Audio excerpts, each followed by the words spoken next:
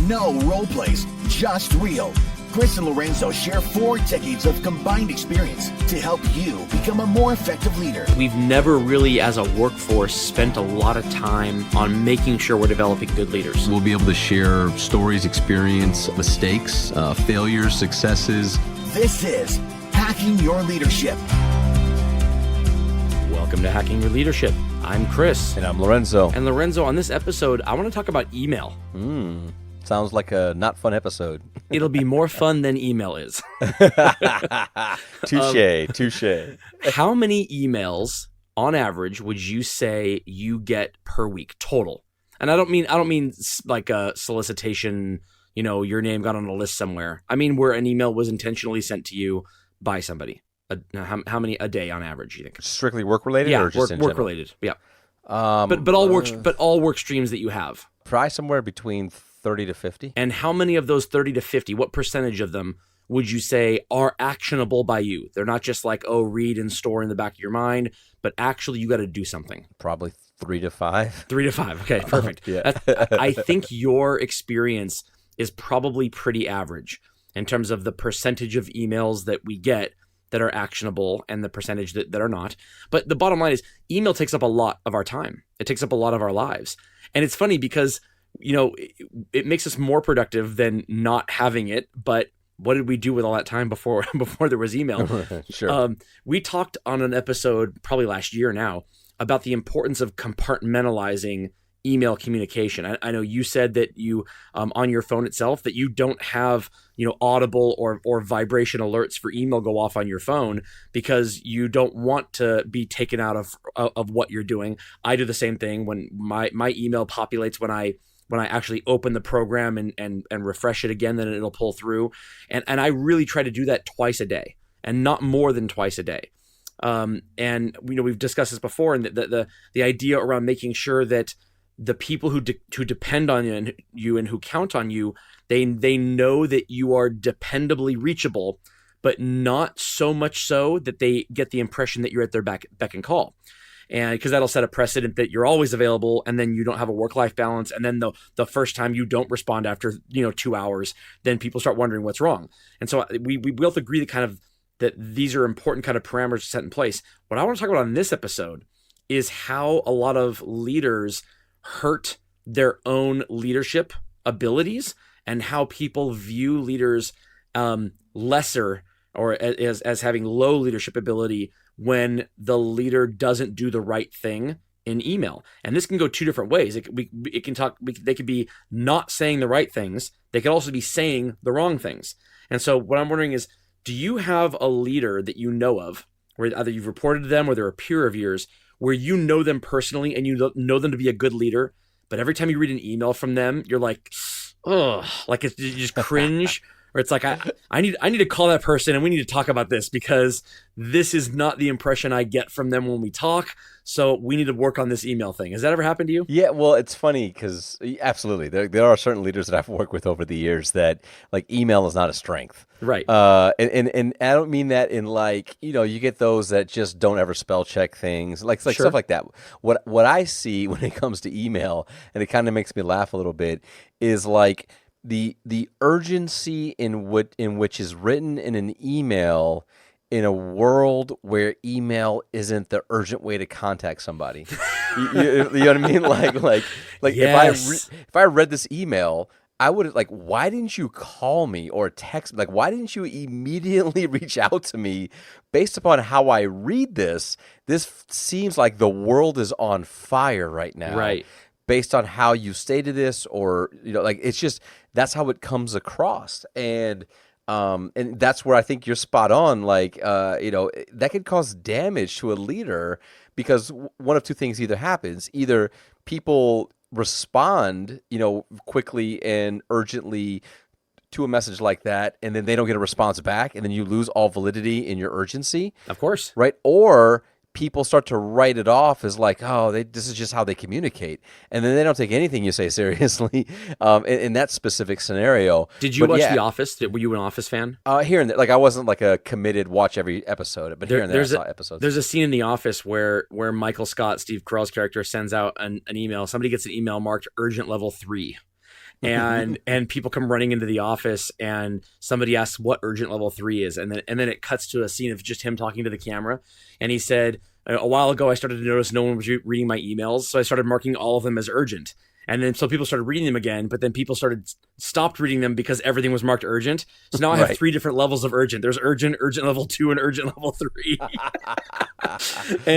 But you're exactly right. That's what happens when you start to when you don't use the proper communication methods for what you're trying to convey. Absolutely. Yeah. And that's kind of what I see, is that I think that email is one of those like necessary evils, because there's many times when, communication has to be sent out, and there's, kind of blasts to larger crowds of, of information, of data points, things like that. So like there is a need for email. Especially when you work in a complicated business, where you've got multiple partners and players and collaborators and, internal, external, like that's the correct way to communicate. I don't want to have people, other vendors or contractors, have my personal number to call me or text me. Sure. Email is the right way to do that. But from a leadership standpoint, I think there's a lot that can be learned on how to appropriately utilize the communication platform in a way that doesn't waste people's time, but also doesn't make you look like a jerk as a leader. Right. If you have a relationship with someone where something you could actually solve would be where you'd be the right person to reach out to for a really urgent matter, that by definition means you have a relationship with that person enough to where they have your phone number too. They can call you. If a person's only way of reaching you is via email, it's unlikely that anything you could do has that great an impact on the situation at a moment's notice. Meaning anything you could do the next day or later on that day, or at a different pace than what that emergency could be conveying. The other day, I walked by a person who was composing an email, and they stopped me and said, "Hey, would you mind looking this over for me?" And I said, "Okay, yeah, sure. What is it?" And he said, "It's an email. It's taking me about 30 minutes to write it." And I'm like, I heard the 30-minute part. I'm like, "Ooh, this is going to be a long email." Well, it wasn't a long email. It was 2.5 paragraphs, short paragraphs that had taken this person 30 minutes to write. And I thought, wow, that's interesting. 30 minutes to write 2.5 paragraphs. So I read it over, and it was an email on, it was giving some feedback. It was being a little bit critical, so almost like performance management, but it was from it was not in a reporting relationship. This person was sending an email to a coworker or a peer. It wasn't a boss or a subordinate. And it was nicely written, but they were trying to get across some criticism or some feedback over how something was done. And halfway through it, I just turned and said, why don't you just go talk to them? And they said, well, they're not here. They left for the day already. And, I'm in meetings all day tomorrow. And it needs to be said sooner than the next time I'm going to see them. And I thought, okay, I guess that kind of makes sense that makes sense what they're saying. But when I dig a little deeper, they didn't want to have the conversation in person. Right. They didn't want to have that uncomfortable conversation. And so that made me think of this episode, because I think a lot of the trip ups that happen to leaders when it comes to email are in email's usage of things that it wasn't intended to be used for. And when people try to shoehorn these processes that were never meant for email in the first place into email as the tool, because that's just the tool we have, that's when people can get tripped up by that. So, does that happen to you? Have you ever started to write an email and then in the middle of it going, you know what, this isn't an email, and you just X out of it and you do it a different way? Yeah, sometimes out of complete rage and anger, right? Right. Yeah. You start, you get that heavy finger on the keys, and you start clicking really loud. You're like, wait a minute, if I'm pushing these keys this hard, I probably need to just have this conversation. Exactly. Or like the other thing that I heard in there was like, why is it taking you 30 minutes to write a kind of a short email? Like if you're obsessing over the words, the language, how does it come across? Like if you're worried about... It's that one. It's the how does it come across? Yeah, exactly. They were trying to make sure that in the absence of the actual conversation, that the context was there. They wanted to make sure that I read it the way they intended. Right. And so what I'm saying, though, is that if you're pouring that much time into the context of the writing, then chances are not only do you not want to have that conversation with a coworker, but you probably don't have a good enough relationship with them to even shoot off an email like that to begin with. right? Because, like that's the difference between like you and I, where it's like, hey, maybe I saw something that we did around the podcast, or maybe you had an idea, or maybe there was like I think about how we communicate the other day with, we had a meme go out, right? That Right. was that was the wrong titled meme with the right episode number, and Yes. we caught it early on, Yeah. but the text message was really short and simple. Wrong meme, fix it, right? Wrong. Yeah. Right. Exactly. Right, Yeah. right. And you were like, man, sorry, like I'm on it, and we fixed it. Like, so it is what it is. Everybody makes mistakes. It wasn't intentional. It was you were doing a lot of work ahead of time, and there was just some crossed wires there. But Yeah. like, you don't get to have clear, direct communication like that with somebody unless you have a great relationship with them, to where you're not taking this personal, Right. and you're like, God, I wonder what he thinks. No, you're like, oh man, I missed it. My bad. I got it. It's fixed. We're good. Yeah. And so I think that's the other thing to think about when pouring that much time over writing an email. Sure, I'm sure there are people who you work with where a similar text message, related to a work related thing, wrong process, or wrong, you did this wrong, and that's it, nothing else into it, where that could come off very differently to the person you sent it to. And there are people who report to you who they'd probably look at that and go, yep, you're right, my bad, and they'd move on, and it all is about the relationship. Yeah. Now you mentioned kind of like the email not being like intended for this type of use. Right. Like, do you have any other, I don't know, like thoughts, like what other things do you think of when it comes to like things you shouldn't do through email? Because like now I'm wondering, I've never Whining. thought about it that way. Whining, Like whining, That's and good. complaining. Yeah, I mean, the whole point. If a person is saying something over email, it's an email is not a conversation. I've heard people use these terms. Oh, I had an email conversation with them. No, you didn't. There's no such thing as an email conversation. There's an email chain, an email thread.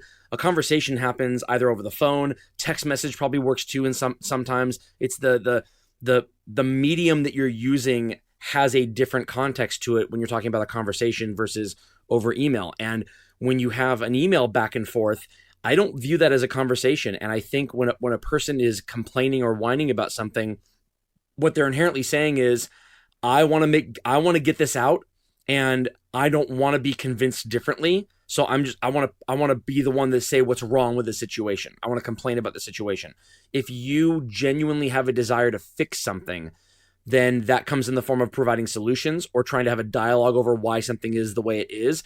And that typically doesn't happen over email. You don't solve things that way. So I think, you don't want to be, giving critical feedback to somebody over email. And I feel like you shouldn't be whining or complaining over email. Those are things that they allow the person who's reading it to, there's too much wiggle room in terms of how they interpret it that could then hurt your brand with them. I like the idea of being able to see somebody's body language and their facial expressions when we're talking about something, because the social cues that we all have and that we give off when we're in conversations, I think they're important to making sure we're steering the conversation the right way so that the brand of ourselves that we're trying to put out there is received correctly. Yeah, I like that. And I would add this, that we mentioned a little bit earlier, but there are things that email is really good for. And like, of course. I feel like I wouldn't be able to sleep tonight if I didn't mention this, because this is the thing that drives me crazy the most, right? Yeah. Is we know what email is great for, is sending me information like keynotes and PowerPoints of things that have information on slides, speaker notes, things that I can read, take in and then go and either utilize or apply. Yes. What's not a good vehicle for communication for that is a conference call or a video conference call where you just read me these things. Right? Like it's like, actually email was created for exactly that thing. Of course like, it was. Send me the information. I can read it myself. I can absorb it. If you want to talk about what I got out of it or what the expectations are, then we can have that conversation. But utilizing other things like, again, conference calls or video chats to just read me what you can email me, that doesn't make sense at all. So I feel like I need to give some kudos to email as we think about when it's right to use and when it's not right to use. Right. There's another thing that I think people do that hurts their leadership ability when they use email the wrong way, and that's and I've actually learned this the hard way a couple times where I regretted sending it a certain way, and that's I asked for somebody's opinion on something, but I didn't give them a deadline. So I knew something was due, or that I wanted to make something happen, but I really valued their opinion, and so I sent them an email and I said, would you mind taking a look at this? I'd love to have your opinion. And once I sent the email, I thought, okay, If they don't respond back in a timely manner, then I have to move forward. But if I move forward without their opinion after asking for it, it's going to look like I didn't value it or didn't want it to begin with, almost like it was a formality. And I think a lot of people feel the exact same way. It's like once you've served the ball to the other side of the net, you have to wait for that ball to come back. You can't go get the ball back. You have to wait for that person to hit it back to you. And I learned a few years ago that the right way to do that is to make sure that what you're asking for has that time limit or that deadline. Hey, here's the presentation I just finished. I'm turning it in on Friday. If you see anything that doesn't resonate well with you or that you think is wrong, let me know. So you've said this is the deadline. I'm sending it on Friday. So wherever it is that you sent to them, now they know they have a certain number of days. You've set the precedent or set the expectation that you're sending it on Friday.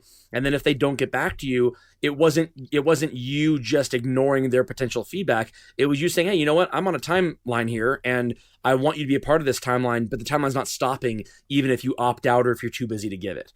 And so I think that's one example, but there are a lot of times where people use email to kind of pass the ball and don't realize that it's going to trip them up in the long run. Yeah, I think it's great because now that you were talking about that, I was laughing to myself of like the amount of times where people will send an email and then send a text message, check your email, right? Right? It's kind of like, wait a minute, and usually the reason why is because of that. They don't include like kind of the due date or the expected response time in the email, and they say, hey, check your email. I need to know, in the next hour. It's like, well, okay. Like, if that's the case, again, if you have to send me a text to let me know it's due in an hour, then more than likely email is not the most urgent way to communicate this information because, like, that I may not check it in the next hour. Exactly. And again, I think it's important to do. I think there are a lot of people who they check their email way too much. If you have a relationship that you set up with your bosses, if you have multiple ones, and the people who report to you and your peers, that you are reachable, but it's going to be on a reasonable timeline, that you respond to email once in the morning for whatever happened after you left for the day, and then once in the afternoon, like the last 30 minutes of your day before you stop working for the day, just to make sure that anything that happened during the day was addressed.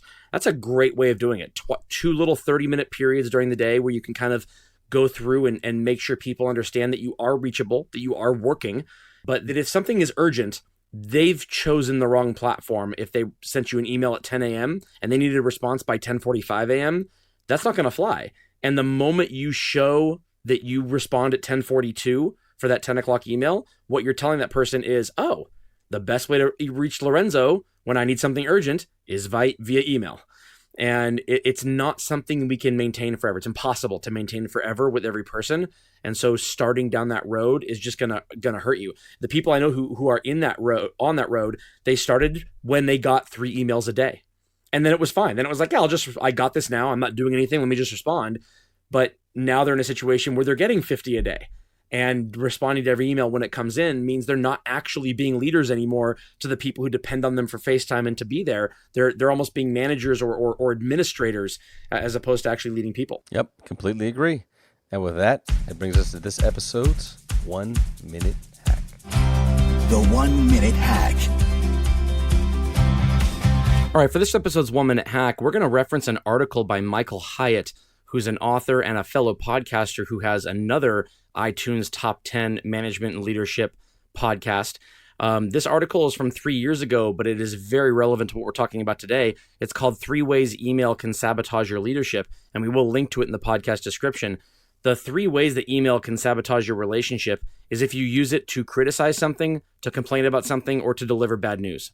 If you're writing an email and you want to make sure that email doesn't hurt your leadership brand with your peers, coworkers, and bosses, you need to make sure that the email you're writing doesn't fall into one of those categories. It shouldn't be critical, it shouldn't be to complain about something, and it shouldn't be to deliver bad news. When you're writing that email, make sure that nothing in that language that you're about to send to somebody can fall into one of those 3 categories. Read the article, keep it next to you if you have to when you're writing emails, because if you're one of the people who does these things regularly, you're hurting your leadership brand. Yeah, what I love about that article as well is where he says, email is excellent when it comes to informing, explaining, or even praising. But if it's not one of those, we should meet face to face if possible. So yeah, I really enjoyed that as well, and I think it's a great resource for myself as a reflection point and other leaders that are out there. Yeah, it's an easy one to forget, and I think I can speak for myself and for a lot of people I know who I think are good leaders. We need the reminder sometimes because email can get the better of us. We can get passionate. We can do those hard keystrokes when we're really passionate or intense about something. That means it's time to slow down and make sure that you're not doing one of these three things. Yep. And with that, it brings us to the end of this episode. This is Hacking Leadership. I'm Lorenzo. And I'm Chris. And we'll talk to you all next time.